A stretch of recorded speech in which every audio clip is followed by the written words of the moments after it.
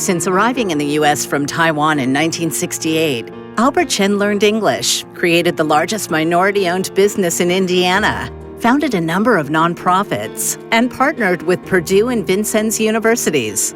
Albert personifies all that is best about this country. I like to think about our state. We are so fortunate that America is a country that people still want to come to. No one ever wants to flee from. And Albert represents all the reasons that that is such a blessing. Taiwan's loss became Indiana's gain when Albert interviewed for a job here in 1978. When I come to visit Indianapolis, this particular supervisor, he always go pick me up and take me back to airport.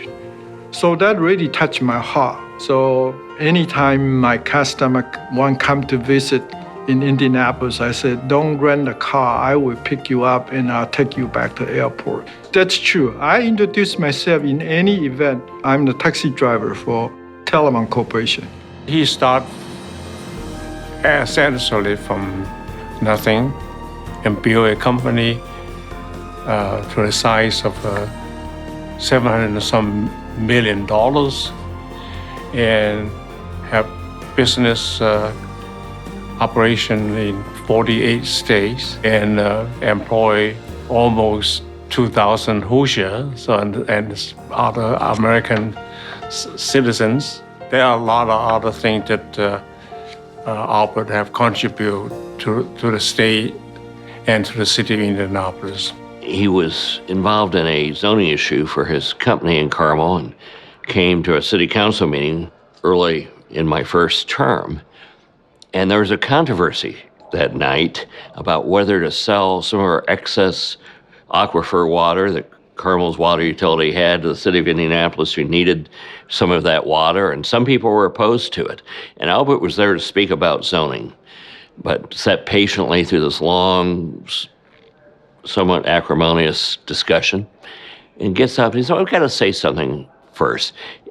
If somebody needs a glass of water, you give it to them. And he said it in such a gentle, common sense way. The tension in the room melted. And I thought, I want to get to know this man. Albert is a visionary business leader with a deep passion for community. And that is the combination of his two traits I could see when he started Asian American Alliance. And then after a few years when he established America-China Society of Indiana with Indiana Economic Development Corporation. I thought for the lots of small Asian American, they're smart, but they don't know how to deal with the American culture. So we love to have an organization to help those smart Asian American to know how to manage it if they get an opportunity. He is a very good employer and good to the young people, either Asian or not. He never saw anyone, whether you are a woman or a man or a person of color, you come from any part of the world, as long as you are here. I think he's more of a Hoosier at heart, I would call it. Today, Albert and his wife Margaret donate generously to civic causes and the arts, adding legacy to his success. I think he's a genius. He is absolutely a genius, but he has a heart of gold to help others. If you know Albert, his humble response is no surprise. I'm not sure I'm successful. I'm just another Hoosier. And I doing that is because I think America give me a lot. I don't know where I have that kind of opportunity, and truly I dream what I want to do and then do it. So I thought I need to pay back to the community. So whatever community need, I'm willing to help.